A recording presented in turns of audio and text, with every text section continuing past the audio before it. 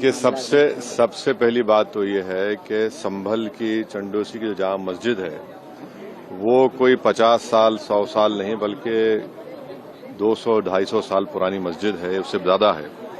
वहां पर कोर्ट की तरफ से बगैर मस्जिद के जिम्मेदारों को कमेटी को सुने उन्होंने एक एक्स पार्टी ऑर्डर पास कर दिया, वो गलत है।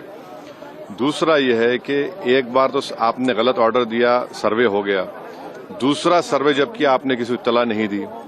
तीसरी बात यह है कि पुलिस का ये काम था कि मस्जिद कमेटी को कॉन्फिडेंस में लेते या वहां की पीस कमेटी को।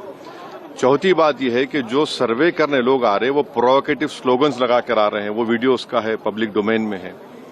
और उसके बाद जो वहां पर वायलेंस हुआ जिसमें 3 मुसलमानों को गोली लगी, उनकी मौत हुई, हम इसका कंडेम करते हैं। ये फायरिंग नहीं बल्कि मर्डर है।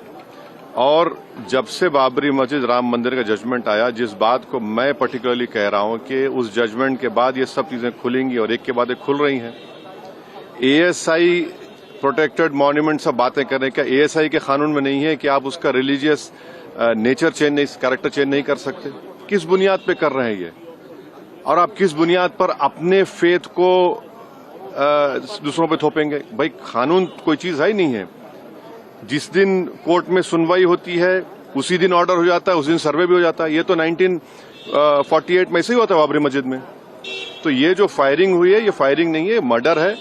और जो भी ऑफिसर्स इन्वॉल्व है उनको सस्पेंड करना चाहिए और एक सिटिंग हाईकोर्ट जज से उसकी इंक्वायरी होनी चाहिए। ये सरासर गलत है, जुल्म हो रहा है वहां पर। तो संभल में वहां के सांसद के एफआईआर दर्ज कर दिया गया। आप जिस पे चाहे कर लीजिए भाई, जिस पे भी चाहे कर लीजिए, जज आप, जूरी आप, सब आप, तो बचेगा क्या फिर? अब सर जेपीसी में आप लोगों ने समय मांगा है, क्या कहेंगे? जी, जैसा अभी आपने हमारे डेलीगेशन तरफ से बोला गया है, मैं उसको रिपीट करना नहीं चाहता। मगर स्पीकर साहब ने बड़ी इत्मीनान से हमारी पूरी जितने मेंबर्स 11 नॉन बीजेपी एमपीज गए थे उनकी बात को सुना। वो बोले कि इसके ऊपर कंसिडर करेंगे और हमको उम्मीद है कि ऑनरेबल स्पीकर साहब इसका टेन्योर बढ़ाएंगे। क्योंकि आप देखिए बंगाल नहीं गई कमेटी, बिहार हम लोग नहीं गए, उत्तर प्रदेश में शिया वक्फ की प्रॉपर्टीज को हमने नहीं देखा। तो ऐसे कई, दिल्ली के मंत्री को बुलाना है, ऐसे कई स्टेट्स है जहां पर कमेटी को जाना चाहिए। वो स्टेक होल्डर्स हैं, उनकी बात को सुनना बहुत जरूरी है।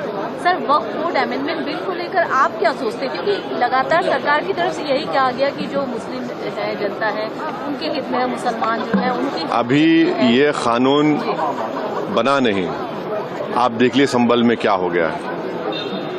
अभी ये कानून बना नहीं है, आप देख रहे हैं कि हर जगह पे बोल दिया जा रहा है कि नहीं, ये यहाँ पर 500 साल पहले मस्जिद नहीं थी। इस बिल में आप, ये बिल आर्टिकल 26 का वायलेट करता है। ये संविधान के फंडामेंटल राइट का 26 का ग्रेव वायलेशन है। ये बिल कलेक्टर को इतने पावर्स दे रहा है कि कलेक्टर तय करेगा कि कौन सी वक्फ प्रॉपर्टी है नहीं है। ये कैसे होगा? कलेक्टर कैसा जज होगा अपने ही केस में? तीसरा, आप किस बुनियाद पर इस बिल में आप नॉन मुस्लिम को मेंबर बना रहे हैं? जितने धर्म की बुनियाद पर, चाहे वो हिंदू धर्म के एंडोमेंट बोर्ड्स हो, चाहे दिल्ली का एसजीपीसी हो या उसका एक्ट हो, या क्रिश्चियंस के जो भी उनके धर्म के संस्थान हैं, वहां पर तो कोई उसी धर्म का आदमी मेंबर बनता है।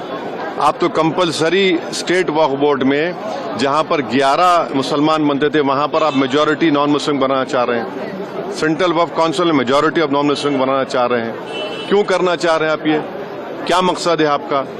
कलेक्टर को इतना पावर दे रहे हैं। तो ये आर्टिकल 26 का ग्रेव वायलेशन है और इसीलिए वक्फ को बचाने के लिए नहीं लाया जा रहा है, ये वक्फ को खत्म करने के लिए, और वक्फ बोर्ड को सिर्फ एक पोस्ट ऑफिस बना के रखना चाह रहे हैं। तो जो वक्फ की प्रॉपर्टी है वो गवर्नमेंट की दी भी नहीं है, इसको मुसलमानों की गाड़े खून की कमाई है, तो आप उसको छीनना चाह रहे हैं। और उतना ही मकसद है सरकार का।